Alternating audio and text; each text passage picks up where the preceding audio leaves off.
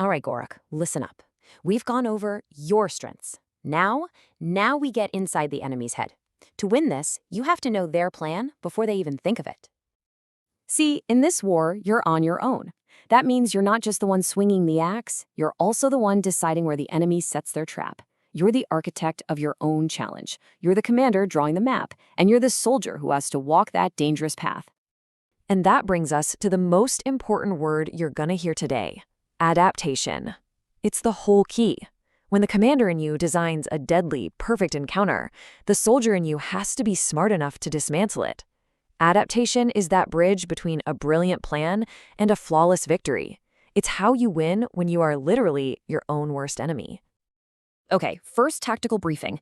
Let's talk about counting the most common threat you're gonna face out there: the infantry swarm. The enemy commander's playbook here is, well, it's simple: overwhelm with numbers.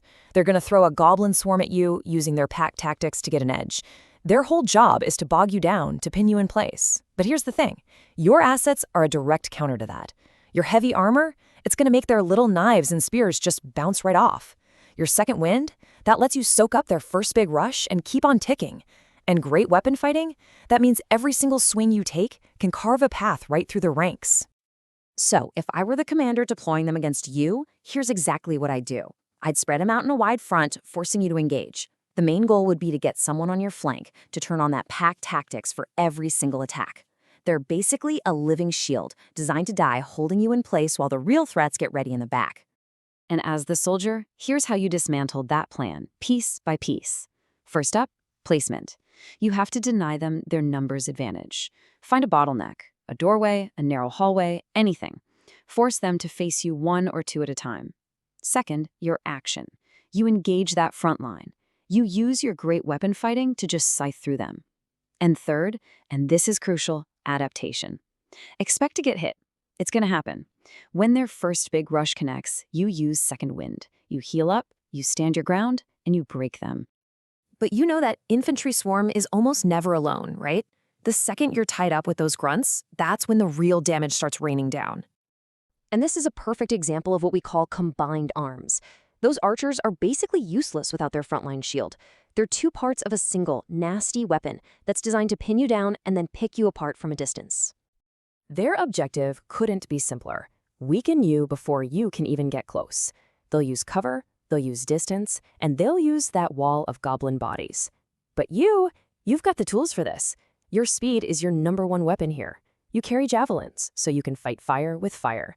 And if a lucky hero does manage to drop you, well, that's what your relentless endurance is for. It keeps you in the fight. Now, the commander's plan is obvious. Place these archers on high ground, maybe behind a crumbling wall, anywhere they can get cover. They will always try to stay at maximum range. That line of infantry isn't just a distraction, remember? It's their shield. If you smash through it, believe me, they will scatter to the wind.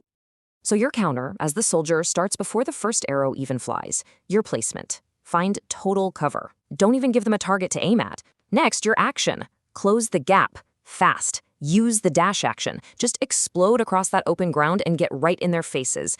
Because an archer with an axe in his face is not much of an archer anymore, is he? And for adaptation, if you get pinned down, use your javelins. Force them to move out of their cozy little nest and right into your kill zone. Okay, you've broken the front line. You've scattered the archers. You think you're winning. And the commander knew you'd think that. Now comes the real test. Not a test of your strength, but of your will. This is the Arcane Gambit. Let's talk about the Yuan-Ti Pureblood, a spellcaster. Its goal isn't just to hurt you, it's to neutralize you completely. It's going to try to use a suggestion spell to turn you against yourself, or worse. This is a high-priority target, Gorak.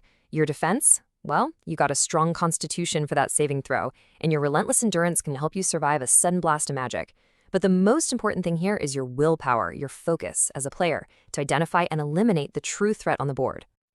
Look, a smart commander never ever puts a caster on the front line. No way. She's the queen on the chessboard, always tucked safely behind her bodyguards. Her first move is almost always going to be a control spell, something to take you out of the fight without a scratch. She'll only resort to something direct, like a poison spray, when you're right on top of her. This is where your discipline as a soldier has to be absolute.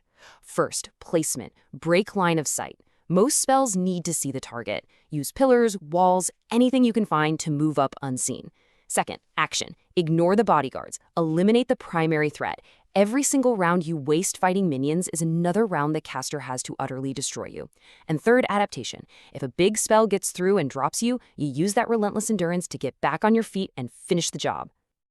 But what if the most dangerous piece isn't even on the board when the fight begins? You have to be prepared for the threat you don't see coming, the infiltration strike.